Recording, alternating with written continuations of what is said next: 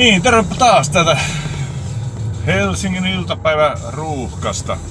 Täällä Metallica soi, niin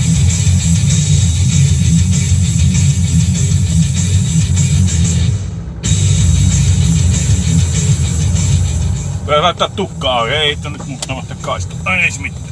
Kyllä ne väistää, kun on sen verran iso auto. Vilikko päälle ja sinne, niin se mahtuu hyvin. Kuunnellaan tätä Metallicaa.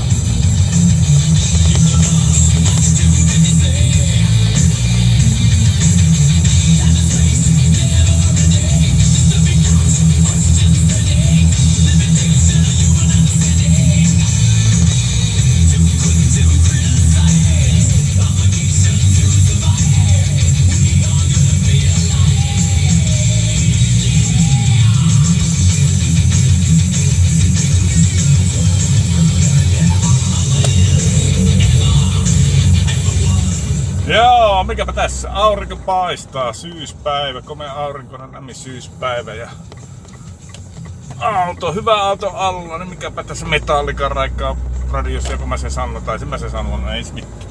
Sanotaan toisen kertaa, on opintojen äiti. Semmoinen. Eikä tässä tämmöistä ihan turhan päivästä. Heippa taas.